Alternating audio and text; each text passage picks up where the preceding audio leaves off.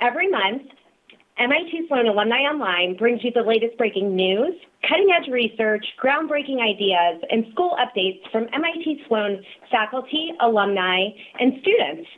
Today, I'm thrilled to introduce our very first alumnus host of MIT Sloan Alumni Online, David Beck, MBA 06, who's going to lead us today in a timely discussion on the state of media and entertainment, survival of the innovators.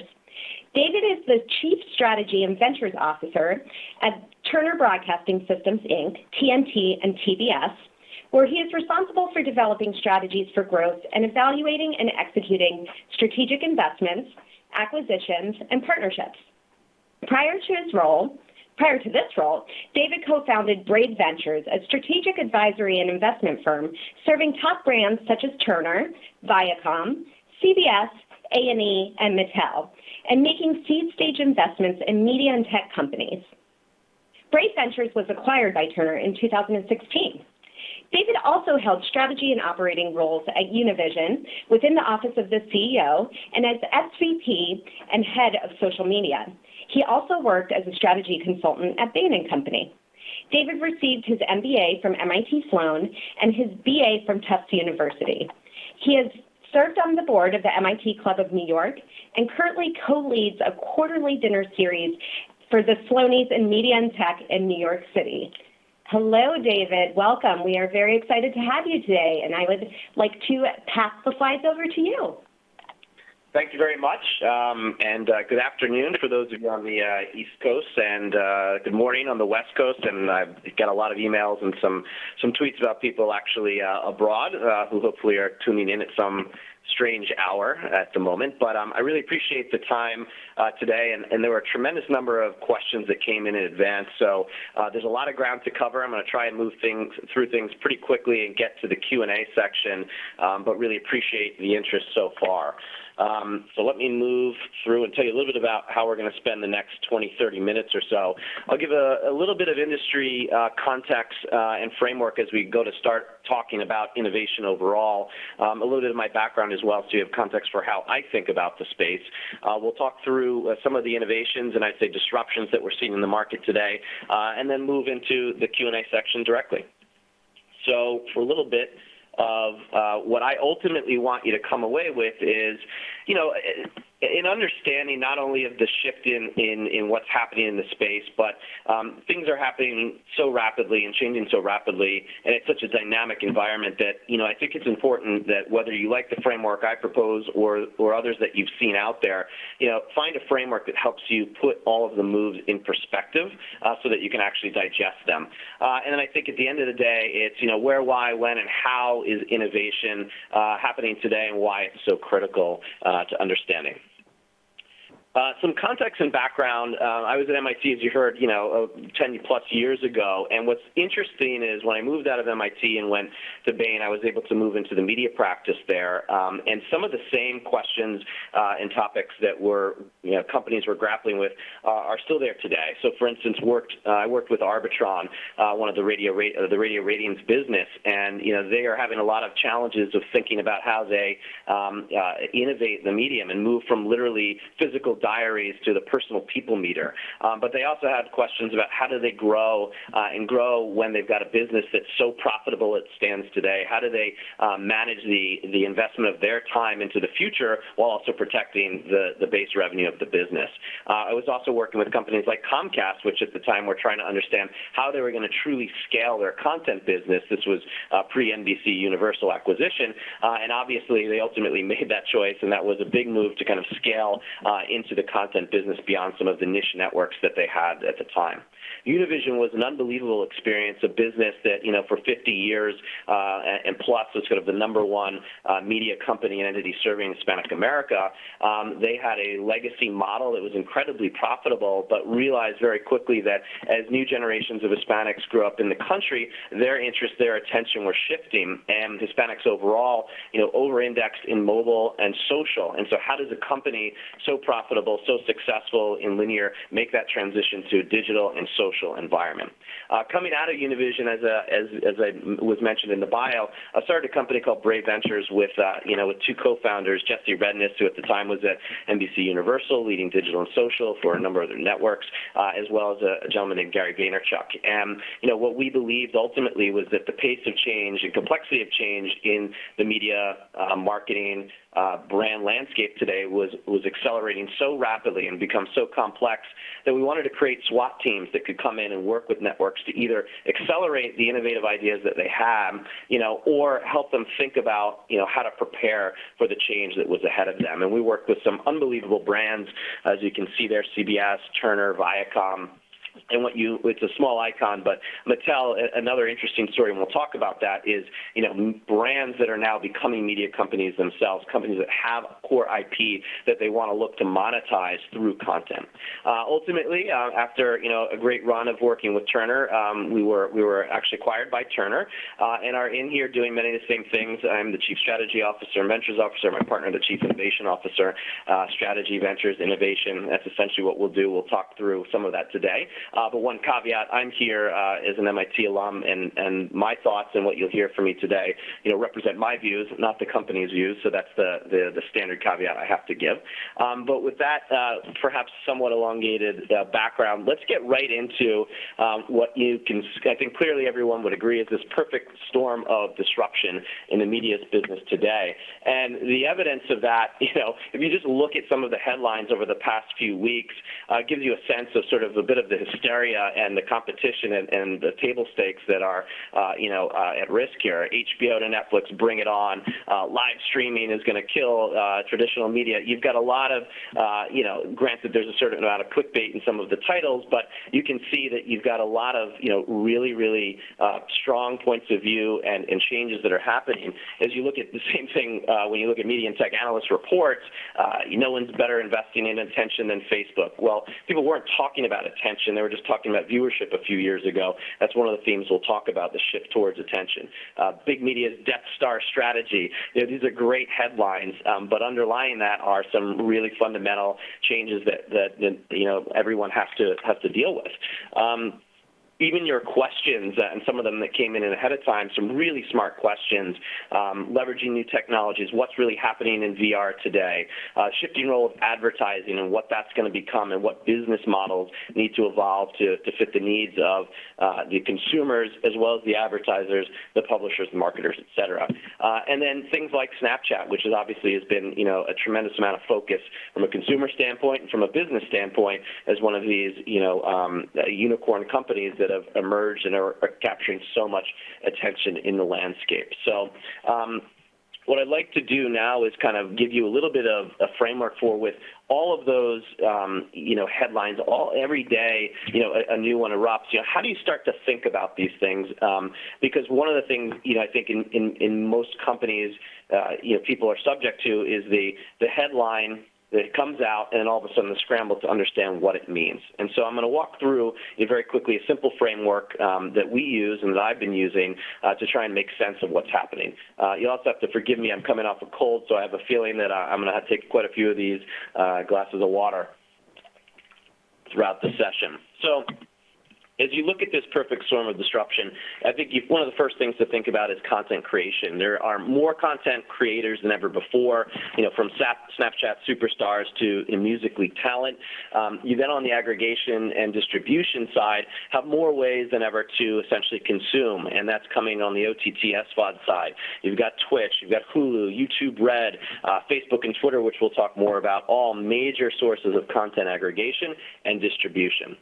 On the marketing, one of the big changes is as the landscape has shifted, marketers have had to shift from kind of the traditional linear tune-in 8 p.m. for the show to more of an on-demand OTT strategy. And as I think most of you probably have experienced, the number of live programs that you watch outside of sports and breaking news has probably declined significantly. I really can't even point to the last drama that I tuned in live, except for perhaps a premiere.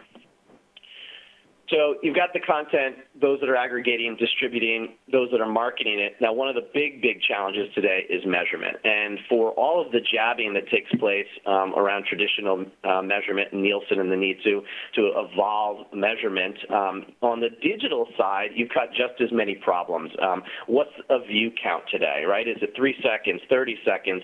What are the standards in which measurement is being transacted on? And so we still have major challenges on the measurement side, which, ultimately impact monetization, right? So it used to be fairly traditional static models within the media environment, ad sales, distribution fees, but even ad sales has really moved on from the sort of spots and dots into more branded content and content, as the vehicle to directly engage with fans. SVOD, OTT services, as both Brave and now in the position I'm in, it seemed that every other week someone was looking to understand what is the OTT strategy, what's the OTT monetization strategy, what's that going to become. Data usage, e-commerce, there's all of these other areas in which monetization outside of traditional ad sales and distribution have become a really core focus as companies look to modernize their core business and capture a lot of the adjacency revenues around media. And then finally, and kind of quite obvious, is technology. Moving from a traditional legacy TV infrastructure to, this right here, the iPhone, and the quality that it provides, the immediacy that it provides, and just the mere fact that this is attention. This is where audiences' attention are, whether it's on the subway, the train, hopefully not the car, but this is where attention is. And so optimizing content for this experience, both consuming it and capturing it and then ultimately broadcasting it, has become, paramount for companies to get their arms around. Now, we've talked a lot about, and this is one framework. There are many for which when headlines come in, you can ask yourself, well, who does this impact? Which of these 6 buckets are we really talking about? Yes, they're not entirely mutually exclusive, but this is one framework for it. What I haven't really discussed yet is ultimately, why this matters and why, there been so much disruption.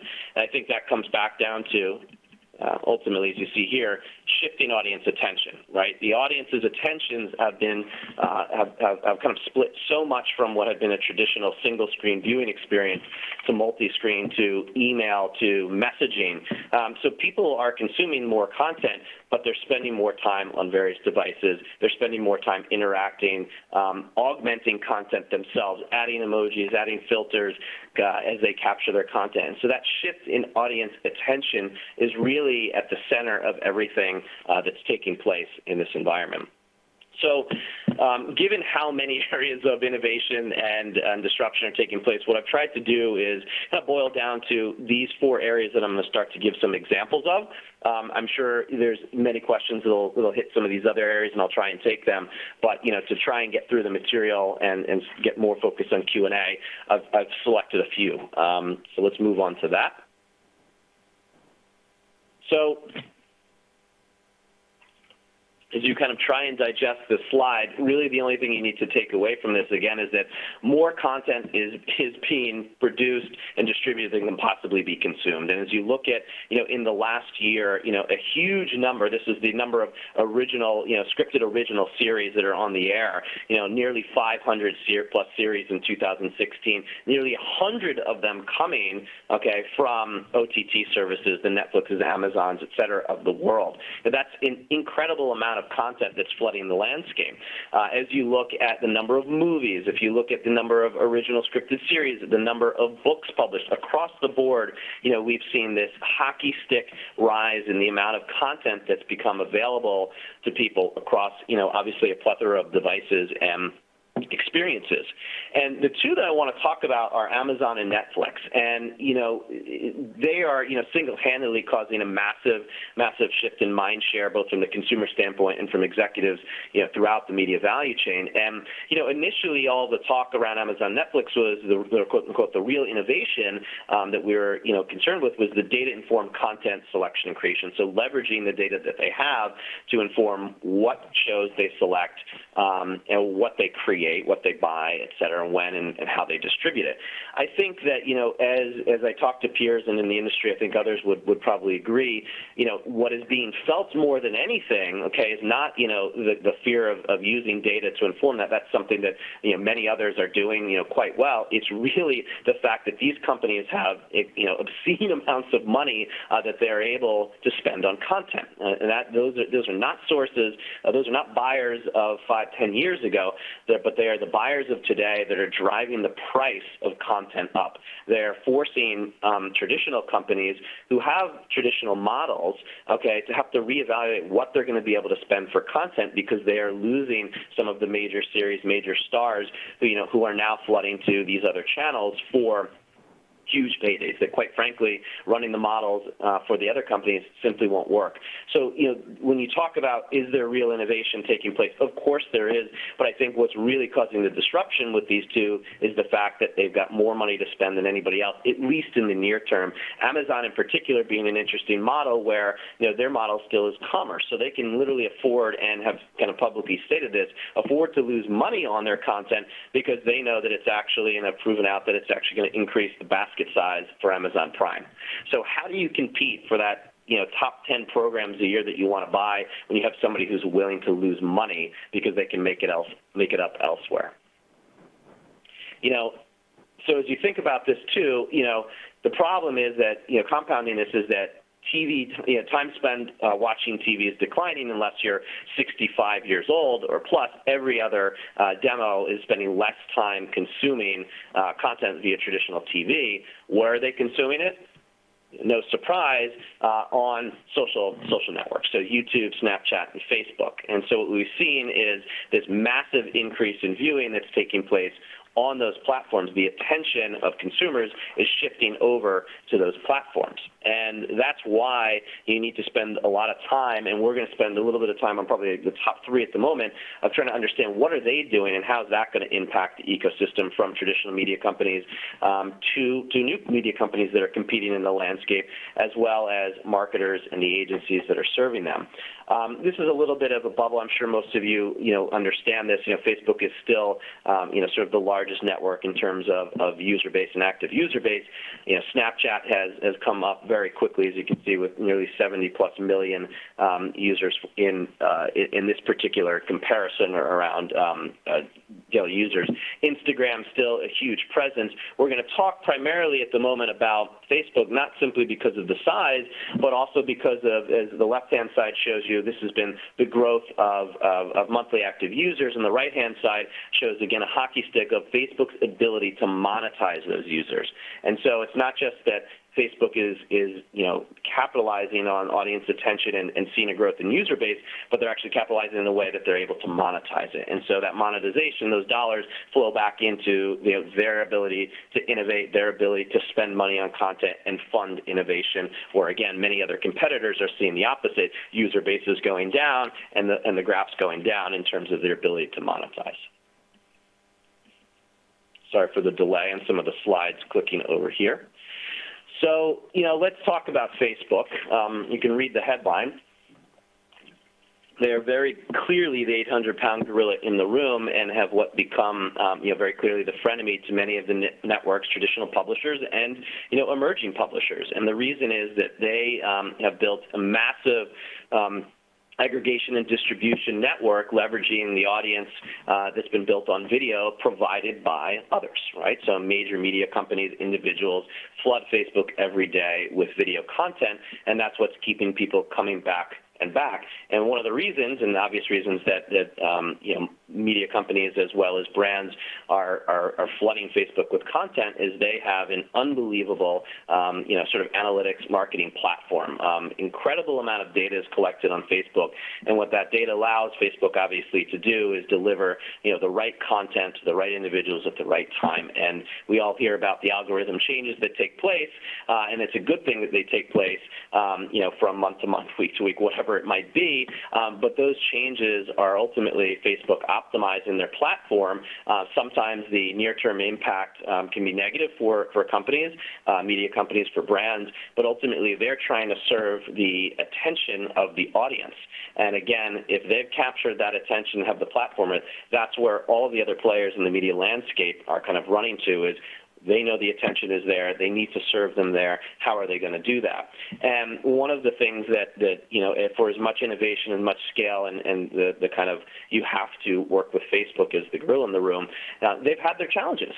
So they're an incredible company, incredibly smart people, but from a measurement standpoint, and again, measurement being the key to being able to actually transact, they've faltered. They've had some glitches in their reporting, which impacts billions, literally billions of dollars of transactions. And so they've had to kind of take a step back and assess what it is that they need to do to continue to not only deliver on the promise of serving the audience as well, but the constituents that are paying the bills and the publishers and the content creators that are serving them. So, one of the areas that everyone needs to pay a lot of attention to in terms of Facebook is the evolution of their video strategy. And I think we all know very well that they made a major push into live content. You kind of couldn't go anywhere without seeing an ad. Even in airports, you had screens that were showing vertical video of Facebook Live. But as that rolled out at scale, what they found was that some of the content ranged from everything from tremendously violent content that needed obviously to be taken down or needed to be tempered, or obviously was objective, to some people. Quite frankly, boring content. A lot of the content that's captured in UGC day to day is just simply not that interesting. For all the TV folks, I think people laugh to say, it's hard to do live. Live is not something that's easy. It's a skill. And then I think finally one of the challenges was discovery. Even myself as someone who's fairly adept at using these platforms and knowing what to look for, finding live content that interests you was a bit challenging. So they're making changes. I still think they're going to be very successful in the live game. But what they've shifted to is now obviously, or at least publicly, you're seeing more of a shift to them investing in original content and looking for high quality, longer form content. And longer form, maybe 22 minutes. A traditional kind of half an hour television show or longer doc runs, but they are clearly moving into kind of the traditional, what we'd call traditional media space of content that they want to actually buy or fund. And many of the major media companies and new media companies are working with them because, again, they know that when that content goes up on Facebook, it's going to hit audiences that they want to hit. They're going to learn about those audiences and hopefully, help optimize both the experience and the content that they serve them in the future. So I think at the end of the day, what you need to think about with respect to Facebook and innovation is that they truly have unmatched scale. And so when they choose to innovate, they don't necessarily need to be the first mover, but when they innovate, they can test and deploy at scale, and that gives them a tremendous advantage. Now, Twitter, let's talk about Twitter for a moment. Twitter was the original live platform, and, they've gotten, quite the rap in the press in the past year.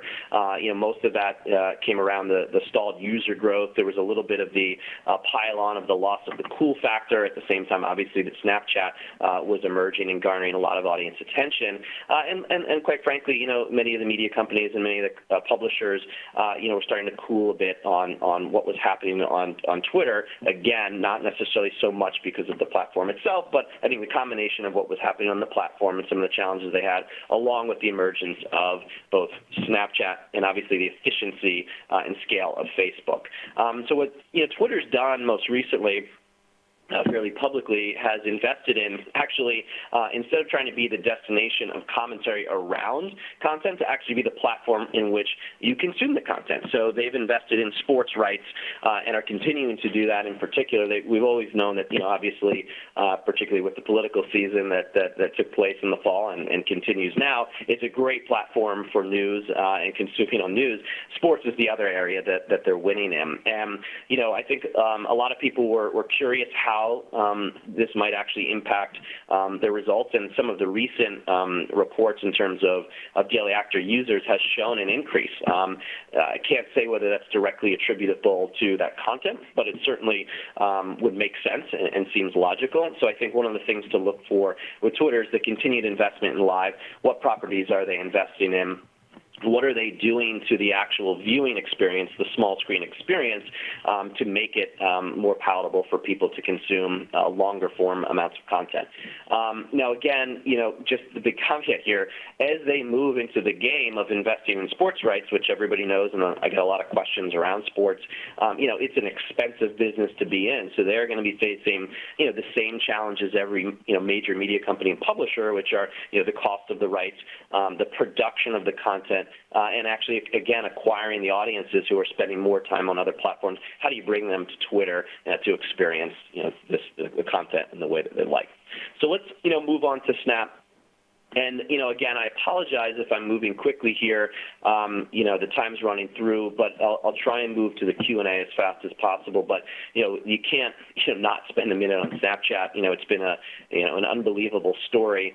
It started really with, being in the moment at the core. Is this sort of the ephemeral, the fleeting moment of content. And yes, there was the original sort of sexting, application of this, but really what they did was create this sense of urgency, content that was captured, shared, and that would quickly go away. You had to pay attention to it. I mean, literally, the first generation of it, you had to keep your finger on the screen to actually view the entire piece of content. If you think about that, I mean, the behavioral, psychology around making sure that you were paying attention and could measure that someone has paid attention because they physically needed to touch the screen was brilliant. Obviously, over time, they needed to push off from that, to gain the scale, but they did such a good job of capturing this sense of urgency that drove, the sense of capturing audience attention. And so, the challenge they face now, which I think has been talked quite a bit about, is that as they've scaled up, there are a lot of fast followers. Instagram in particular has replicated nearly every single feature that they had and have made things like, filters, lenses, et cetera, the ability to doodle and add your own content to a moment that you capture. That's something that's easily replicable, and others are doing the same. Instagram Moments and video, have again made it really easy for people who already had, a real affinity for Instagram to be able to, get a broader group of their audience actually engaging with it and stop I'm going to take the picture on Instagram, then I'm going to go on Snap and capture this. Oh, by the way, and then I'm going to paste on Facebook. That is interrupting your live experience, and we've all seen that at concerts or other events where people are spending more time looking at the screen than actually what's going on. And some of the features that were introduced in Instagram have made it easier to simply stay on one platform. So I think one of the things that you're going to have to see is how does the platform itself evolve, in a way that's difficult for others to replicate. The other thing that they're doing is they're obviously playing catch-up to Facebook and Twitter in terms of the ad products that they're offering. Okay, it's great that they've captured the attention, but for people to spend money, they need to have products that are going to resonate with the audience, right? Not be an interruptive experience, but a native, organic experience for the audience as they're kind of swiping through in Snapchat. They need to make it easy to transact, and part of that is the transparency of data and what you learn about your audience and how the ads perform.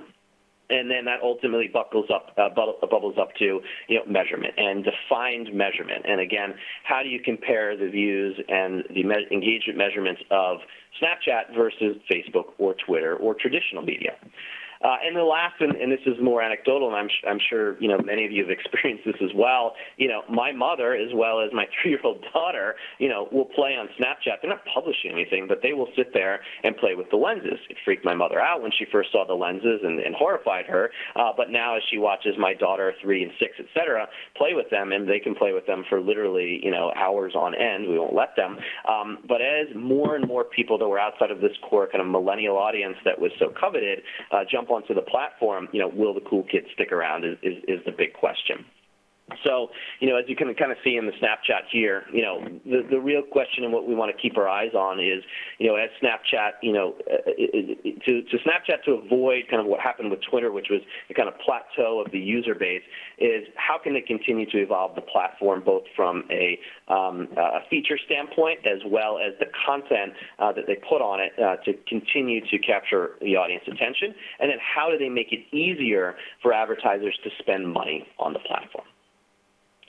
So I want to switch gears, and we're going to kind of be wrapping up the formal side of the presentation here, to talk about two areas of innovation that I would really advocate keeping your eye on. I think the first one is one that's pretty obvious, virtual reality and augmented reality. The other is esports, competitive gaming, which is a passion of mine, not as a gamer, but from the business standpoint, it's fascinating. And so we'll talk a little bit about these, not go into too much depth. But, when you look at virtual reality, I mean, it truly is the classic chicken and the egg scenario where, there's limited distribution today. The technology exists, but the price points are too high.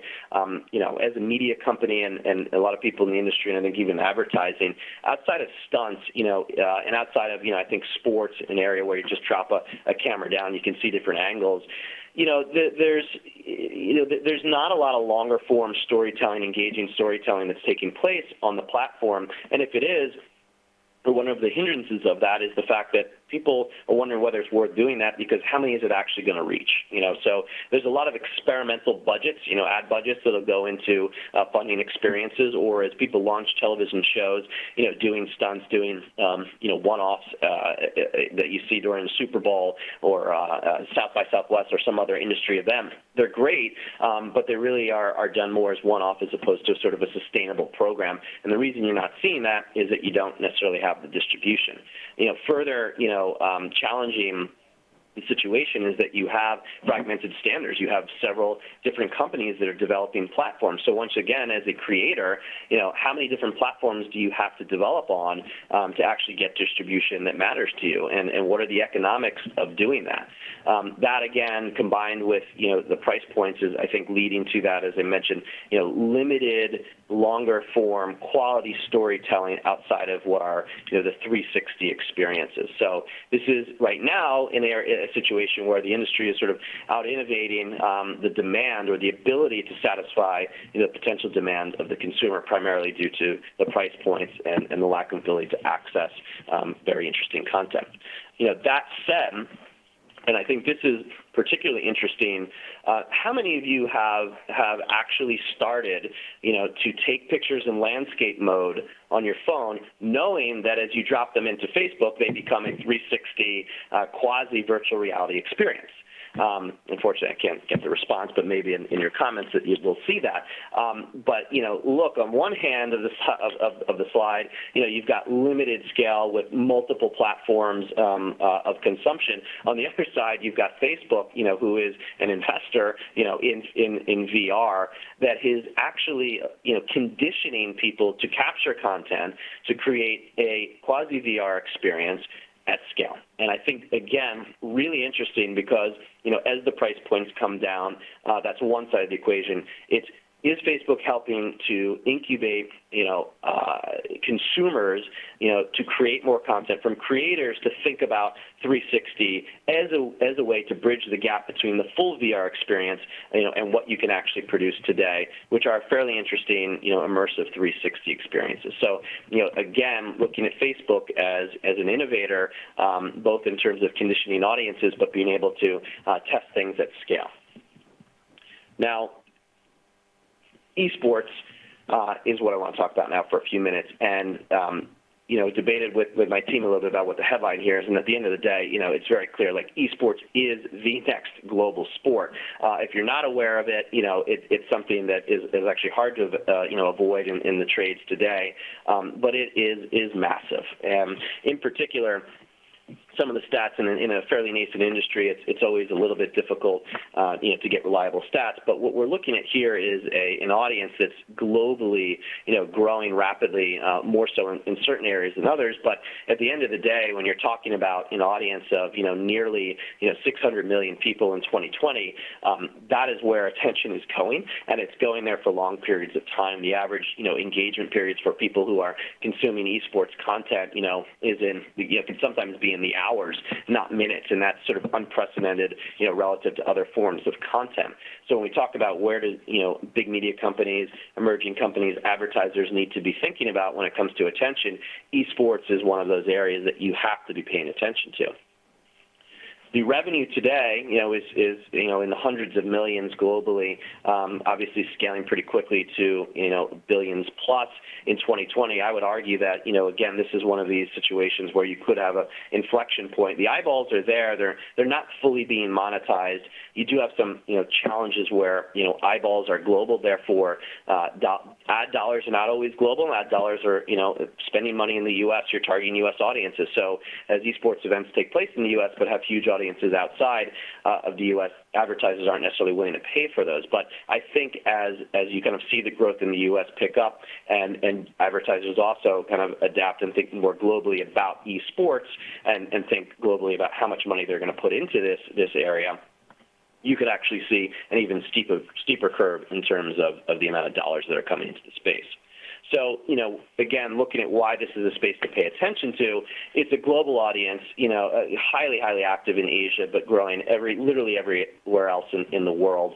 The market's scaling rapidly. The amount of engagement that takes place when people are consuming esports is incredible, both, on digital experiences, live. They will sell out the Staples Center, Madison Square Garden, 90,000 people, time and time again. You're seeing these unbelievable moments. And then finally, it's attracting the dollars. It's still a nascent industry and lacks some of the structure and organization that makes investment easy, but you do have companies that are innovating. Turner is one that jumped into esports in a big way. You're seeing leagues, jump in, the NBA, leveraging their game NBA 2K to make some investments, and then obviously you've got billionaires, who whether or millionaires who are celebrities or notable investors who are placing bets because they can afford to, and because there's very few areas in the media ecosystem where you have so many people spending so much time and so much potential, longer term. So this is an area that I would spend a lot of time, getting your arms around. And I think finally, again, going back to the framework of, what's it going to take, innovation doesn't happen in a bubble. I mean, you still have a base business that needs to make money. And so the ability to innovate while this change is taking place, performing while transforming, I think is key. And organizationally, you have to be structured in a way that you're paying attention to your core business, but you're investing in how do you modernize that core, and how do you take advantage of the adjacency opportunities that are out there, and how do you really look for those transformational opportunities that are not going to be sitting there on trees, but are they going to come out of a lot of the experimentation that you must do, even though those experiments might not seem at scale today. It's about the learnings you get from them and the ability to pull several of them together that becomes the next Uber, that becomes the next Snapchat. So finally, what I just wanted to say before we go into Q&A is, with an environment and that is so, frenetic, dynamic, get yourself a framework. I mean, this is somewhat obvious, whether you like what I presented or you've got your own. As the headlines come in and as you're asked from a business standpoint to evaluate the moves and things that are taking place, think about it through a lens, a framework that helps you put your arms around who does this impact in the near term, in the longer term, and that's often a good way to make sense of, what's a BS statement in the news versus something that you should be concerned about. The second is, continue to challenge your understanding of the landscape. As you go heads down, and I'm subject to that as well, and in the past 3 months I've been more heads down than ever, having moved into this role. I need to challenge my thinking, and I do that, with various sources. I've named a few here: tvrev.com, ReDef, BTIG, Rich Greenfield, a great friend and really provocative analyst. And then what I would say for the Sloan alums and the MIT alums in general, again, this is an amazing institution, MIT. There are really interesting things that are happening. Only a year ago, a Sloan student, Jacob Lowenstein, and some others started VR at MIT. I know that's working incredibly well with the Open Doc Lab and Play Labs and Incubator Accelerator that's been created. Get up to campus, attend things like this, connect with alums, because this is really the opportunity to engage with incredible thought leadership. And as you're in the commercial space, making sure you go back and sharing the commercial viewpoints that you have, with people that are at the ground level coming up with some of the innovative technologies, and in particular thinking about storytelling in a different way. So I really encourage you to get back to campus physically or virtually. So now we'll move into the Q&A. And give me a second as we kind of toggle. We are there. Thank you so much, David. That was all incredibly fascinating and a lot to kind of absorb, but I would definitely echo David's statements about reaching out to MIT and MIT Sloan to get involved in the many, many ways there are to get involved. And that's actually a great segue, because I'm going to ask you at this time to please enter your questions for David in the Q&A box on the right-hand side of your screen. He will get to as many of them as he possibly can during the time allotted. And while you do that, I will go ahead and share with you some other opportunities for you to interact with MIT Sloan Alumni Relations over the next few months. Next month's MIT Sloan Alumni online program will be hosted by Don Zier, SM87 and SM90. Don is the president and CEO of Nutrisystem. And in May, we will welcome Professor John Sturman, PhD 82.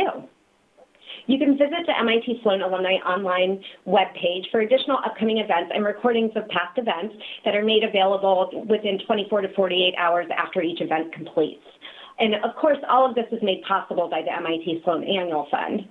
Upcoming in-person events include the MIT Sloan A Better World is Our Business event series, which is launching next Wednesday in San Francisco.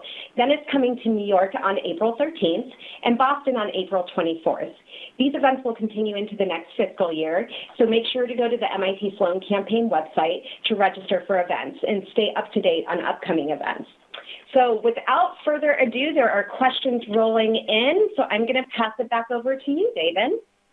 Great, and those of you that are watching, obviously, forgive me a little bit as I kind of toggle through looking at some of the questions. There were some great questions that came in ahead of time as well, so let me try and get into it. You know, one of the interesting questions that came in ahead of time, and I thought this was an important point to make, again, also, you know, putting my Sloanie hat on, is, you know, the question was essentially, you know, what are the shifting trends and technology needs, you know, of media companies today? You know, and some of the examples they gave were, you know, around media buying, metadata, tagging, reporting, et cetera. And I would actually say the number one need, you know, by media companies and I would say brand marketers, agencies, et cetera, is actually people, not the tech. There are an incredible number of great tech resources out there and companies that are chopping up data. It's actually, you know, more of a need for people that can interpret that data, find the insights that are going to be actionable. I can't tell you how many startups come in and say, here's this unbelievable data, and I said, great, you know, so have you thought about how I'm actually going to use that in a way that's going to change my business, right? And whether that change is helping me attract more audience or help me monetize that audience or create a better experience for the consumer. And I think that, again, Sloanies who are grounded in, you know, in having quant, but not only the quant, the ability to pull insights from the quant, you know, this is, again, an advantage as you're in the market and thinking about where you play. So I would say one of the greatest needs is actually on the people side and the ability to interpret data. We look at a couple other questions here. So there was a question that came in. Okay, so there was a question that came in about, you know, we've seen shifts in TV dollars, and people thought that the dollars would have shifted out of TV faster, or that there's other questions about programmatic and why we're not seeing more of that. You know, I think taking a couple of the questions together really pointed to, like, why hasn't this shift taken place? And when there are great technology solutions, why don't we see, you know, greater adoption by the industry? And I think that, you know, again, it's a really simplified view to think that you just, you know, have the best technology and that's what's going to win. The reality is, from an advertising standpoint, there are a number of constituents. There's a process that's in place, and you can educate sellers, but have you educated buyers, right? You can provide data, but is everybody else looking at that same data?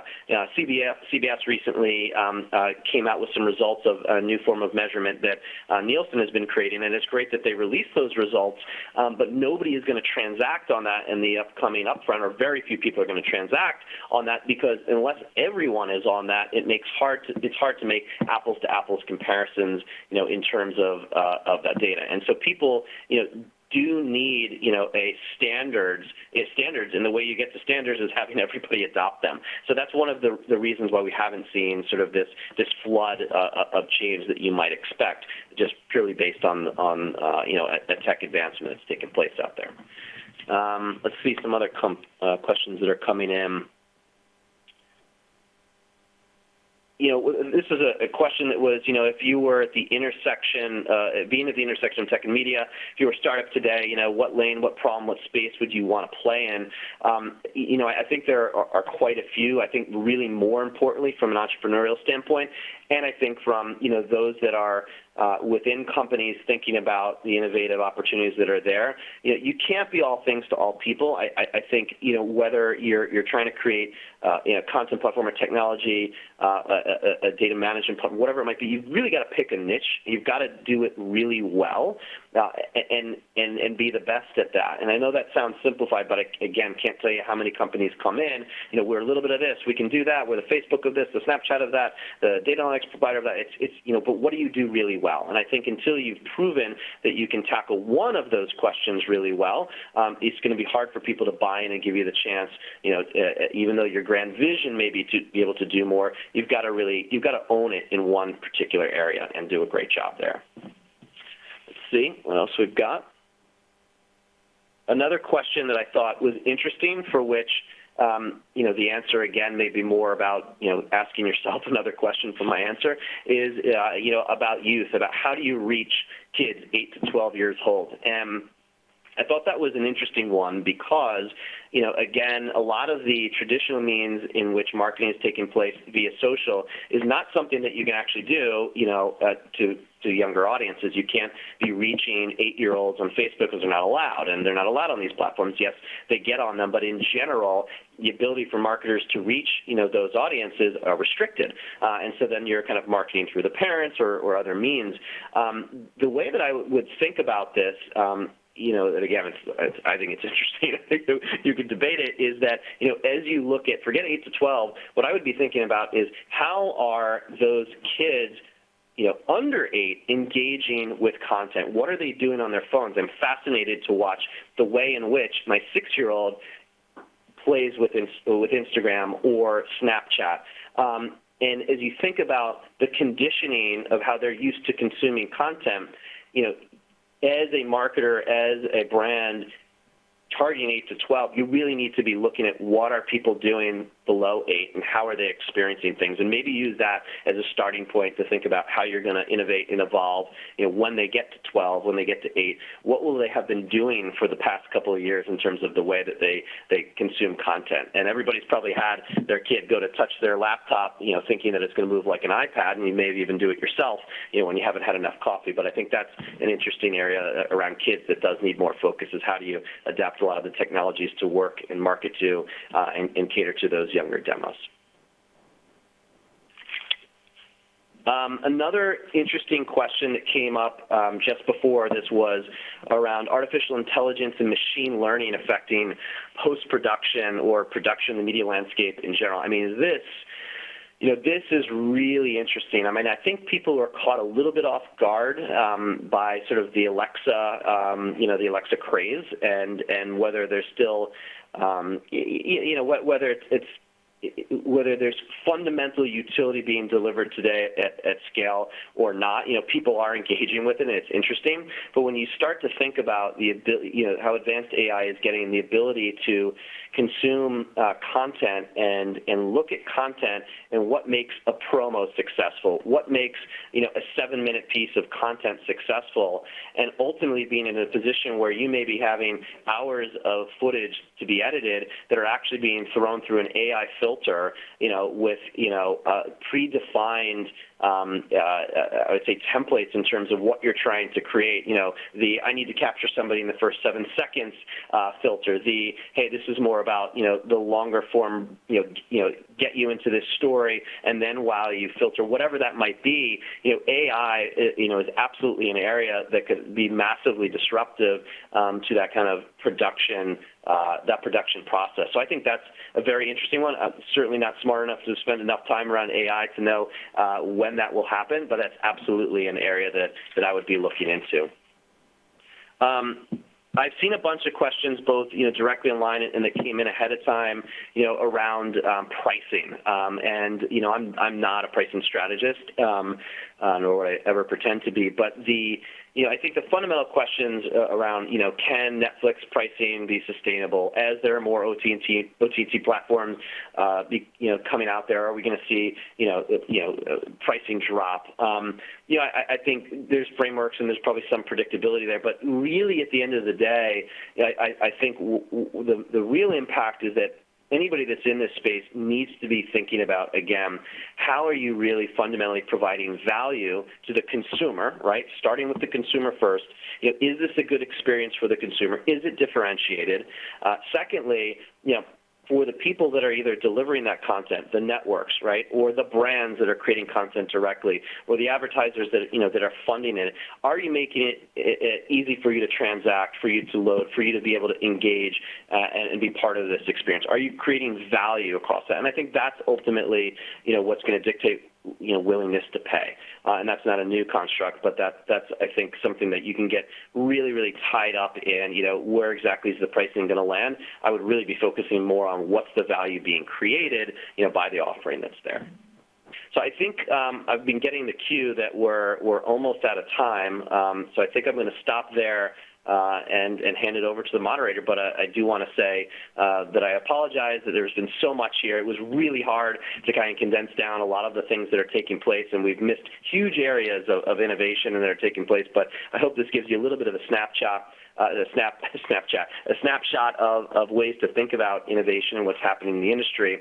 I'm happy to engage with you guys on Twitter. I'm at Beck Tweets, at DBECK Tweets. You can find me there. And as a Sloan alum, always interested in talking to people. So again, thank you for your time, your lunch, or your morning breakfast. It's been great.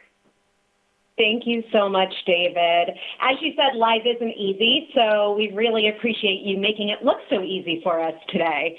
That is no small feat. To all the Sloanies and friends of MIT Sloan out there, thank you so much for joining us today. We look forward to seeing you at our upcoming online and in-person events. As always, you can check out mitsloan.mit.edu/alumni to find out about those events.